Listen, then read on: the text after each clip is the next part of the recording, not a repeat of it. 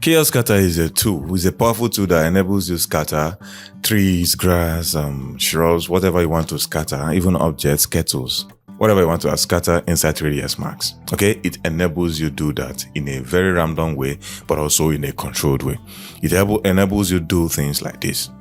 Okay, so, and the good thing about this is if you already have Corona Renderer or V-Ray Renderer, you already have this tool, so you don't need to invest in other tools to enable you get results like this in 3ds Max.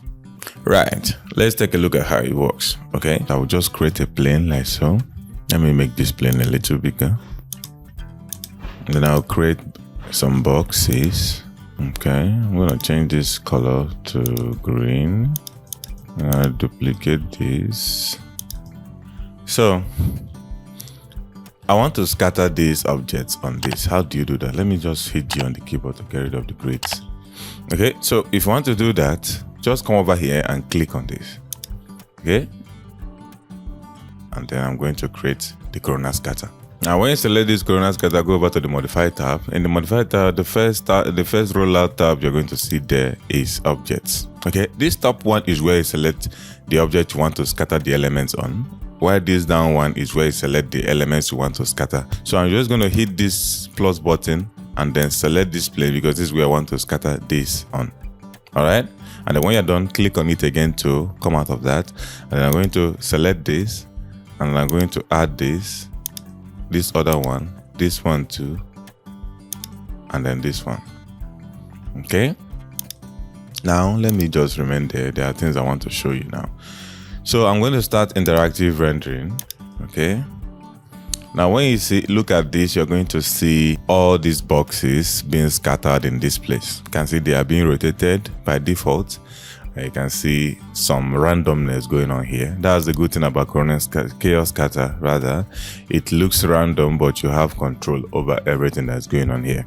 All right, so you can see inside there, you see these numbers beside these boxes. Okay, it is what determines how many times it is going to repeat this object. All right, so if I say, okay, I want this object to be, the frequency of this object to be less than 1, because what this means is all of them is 1, 1, 1, which means if I have 10 green boxes here, I have 10 red boxes, 10 blue boxes, and 10 white boxes. So if I come here and say, okay, I want this one to be half, which means there will be more of others than green boxes. You can see that the number of green boxes here are reduced. Okay, if I do the same thing here, say I come here and I added 0, that means there won't be any blue boxes again. If I decide to add a little bit, 0.1, you see very little blue boxes. But if I say, okay, I want it to be the same as others, I'm going to add 1. All right, you know what, let me just bring in trees so we can talk about this in detail. All right, okay, so I made the plane bigger. This is 100 meters by 100 meters. Okay, and I brought in these 3 trees. Okay, so that's what we're going to be using now. So I'm going to select this and I'm going to add the plane like we did before. Okay, now I'm going to add the 3 trees. Just click, they're there.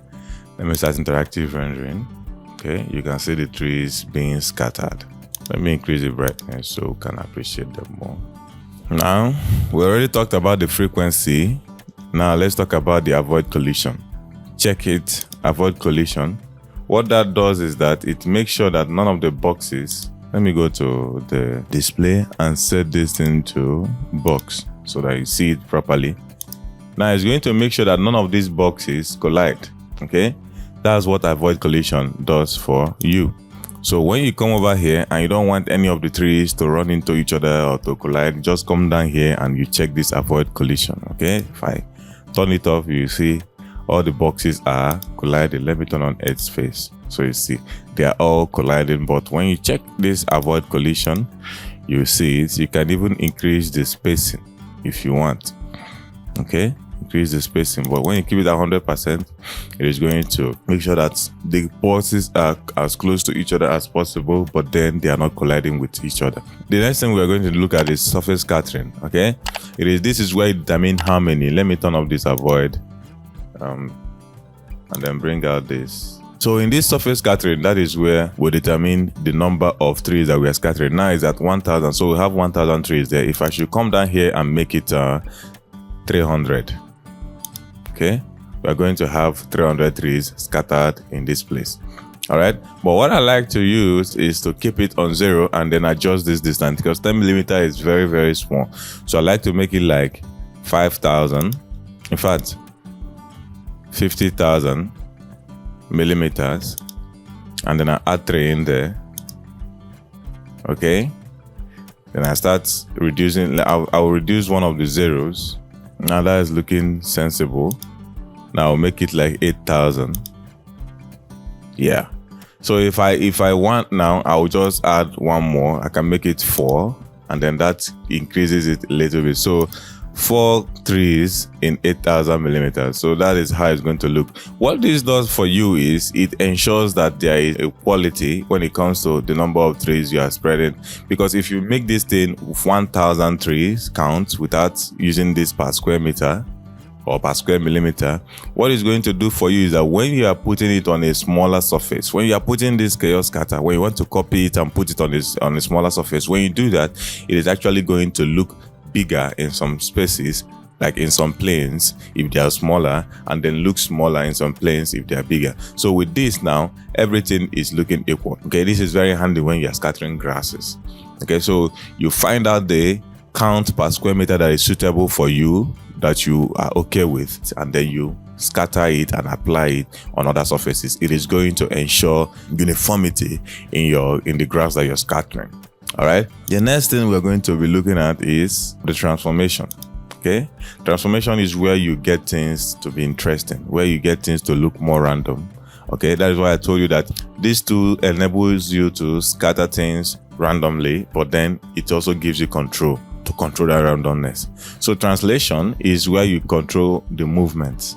Okay, you can say, okay, I want this thing to move from this to that, but there's really no need for it to move. But if you want it to move in an x-axis, you can say, okay, from 0 to 3,000, that's 3 meters. You can see it moving towards that side.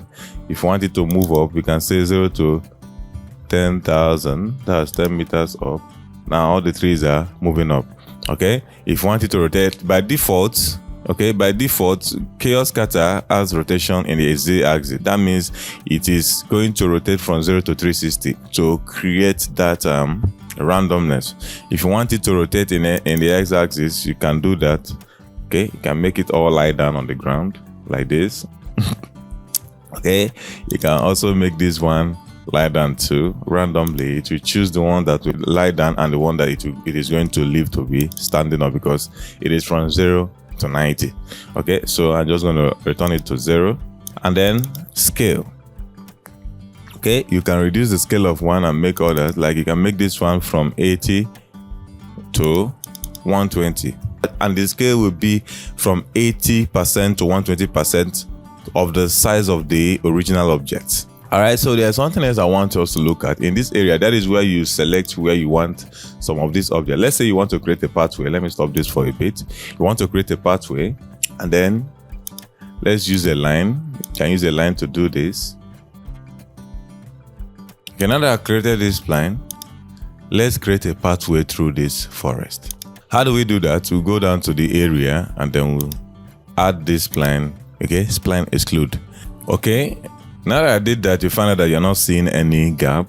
You're not seeing any pathway. All you have to do is select that line and then increase the near. Okay, I'm working in millimeters, so it might take a while before we get something, but it is coming out, I assure you.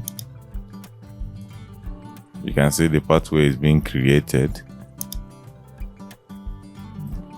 Finally, you can see the pathway already created in this middle. You can now do a little bit of far.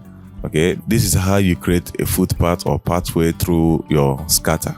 That is a chaos scatter. There are a lot of other things that this tool can do. We're going to be looking at them, but now please let me know in the comment section if this has helped you to know how to actually get started with chaos scatter in 3ds Max. All right, that's it for this video. I hope you enjoyed it. If you did, please give me a like, and if you are new to this channel, consider subscribing. Not only subscribing, ring the notification bell so you don't miss any of my future tutorial. All right, consider joining the channel membership. That way you help sponsor this channel and help me create more valuable content like this one. Thank you very much for watching this video. I'll see you in the next one.